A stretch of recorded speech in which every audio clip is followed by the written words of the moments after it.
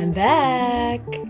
Hey guys, it's Lady Pelvic of Pelvic Gaming. Sorry I have been away, holidays demands my attention. But I am back here with another review, this time on Pandora's Tower for the Nintendo Wii. If you have a Wii, you can also play it.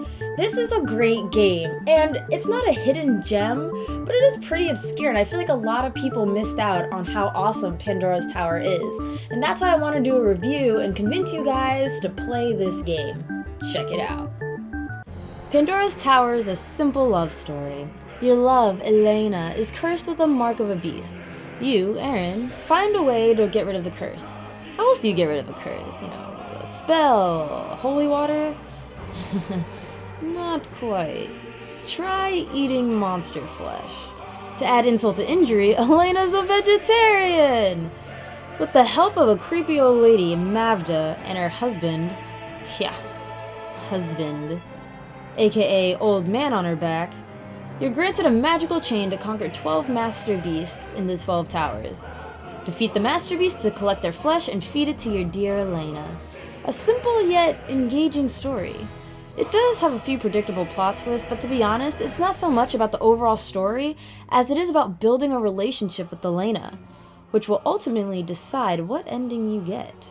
This game features two key elements, one being dungeon crawling. Each tower you travel to, you enter a room with a giant god or goddess of Ios, holding a chain or two, or three, or more. You must break the chains to open the door to the master's room while fighting off smaller monsters and figuring out puzzles. The puzzles in the towers are the perfect level of challenging. Same with the masters. Figuring out how to rip the flesh out of their bodies while dodging several of their attacks proved difficult, but satisfying once you figure out how to kick their monstrous asses. Mind you don't spend too long in these damn towers. If you do, the curse will consume Elena and you'll land a game over. In order to stall the curse, you must feed Elena flesh from the smaller monsters. The second element to this game is building a relationship with Elena. She's the cutest thing ever. You simply must chat and give her gifts and her affection raises, just like any female. I cannot recall a character I was more happy to give and talk to. She actually makes you feel appreciated and you're working toward a new, curse-free life with her. While Aaron is borderline a silent protagonist, Elena talks just enough for the both of them. And hearing her talk is an absolute joy. She's not overbearing, nor is she non-existent. The small touches of her greeting you when you return from a tower, to cooking for you or giving you helpful gifts makes it all worthwhile. As a player, I actually felt appreciated.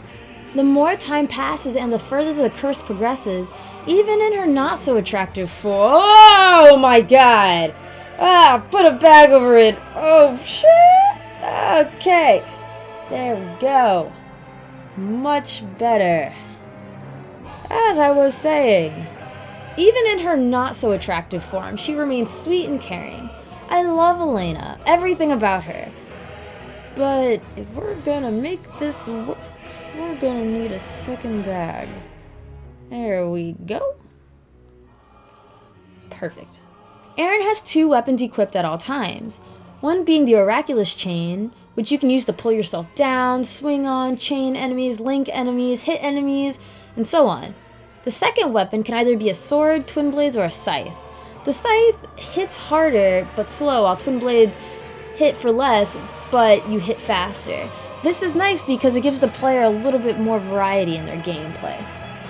Mavda, the creepy old hag. She's great for buying, selling, creating, upgrading, and repairing and chatting with. You can create items instead of buying them since she is rather pricey, and creation's free. Upgrade your weapons. Do it. Just trust me on this. Free tip. This game also offers an effortless equip system. Drag and drop, baby.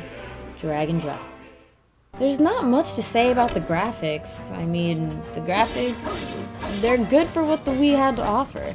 Occasionally it could look a bit grainy, but I just would have liked to see this game in full-blown HD. Same goes for the soundtrack. Not much to say. There are no epic tracks or any tunes that particularly stand out. The dungeons have the same music, when you're fighting you have the same music, every boss battle has the same music. It's pretty dull. One thing I did like, however, is the music changes based on Elena's state. If she's a full human in the observatory, it plays a warm, homey melody.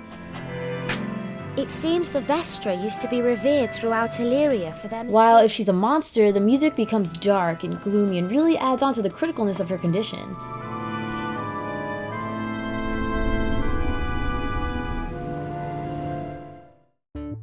BAM! And there you have it, Pandora's Tower in a nutshell. This game gets a 9 out of 10. And here's the breakdown. The story is 9 out of 10. It's simple and sweet.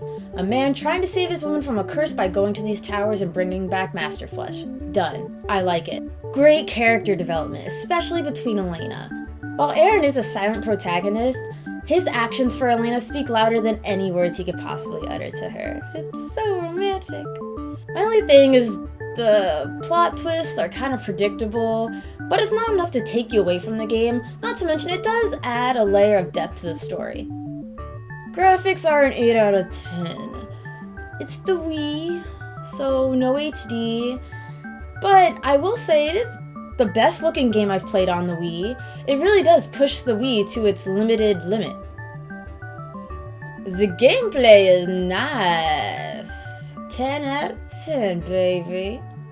Well fleshed out and challenging dungeons. While some of them did make me want to pull my hair out, they were really challenging and satisfying. I really felt like I was going through these towers and the atmosphere of it was really on point. Not to mention, the fact you're on a time attack really does add to the element of challenge of you can't dilly-dally in these dungeons. You gotta hustle, you gotta move. The variety of chain uses and weapons you have to give you a different kind of gameplay. The chain one has so many things you can do with it. On top of that, the fact you have different weapons, a sword, a scythe, and twin blades, it gives you a different style of gameplay, and it just gives the player an option to choose how they want to play. User-friendly equip system. I hate super detailed customization. Like, it's great, but this game is consistently simple, and it's a very simple drag and drop equip system. Love it. The boss battles, excellent. You know, these bosses weren't so much about defeating them as it was figuring out how to fight them. It's not like Zelda where there's a giant eyeball and you just, oh, I have to obviously use my arrow on it. No, you have to figure out how are you going to pull the Master Flesh out of this beast's body. And after you're done freaking out and pulling out your hair, figuring out how the hell to get this Master Flesh out, it's nice, smooth sailing, but still challenging. Every boss battle was 100% satisfying.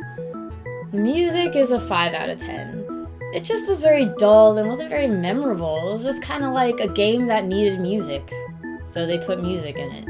Ta-da! Another review done by yours truly. I hope you guys liked it and you guys check out Pandora's Tower. It is an awesome game. If you have played the game, be sure to leave a comment below letting me know what you guys thought of it. My next reviews will probably be one of the following: Super Mario 3D World, Super Smash Bros. Wii U, and Mario Kart 8. It's a Nintendo kind of year, guys. So, thank you so much for watching. Remember to like, comment, and subscribe. Love you all! Mwah. Deuces!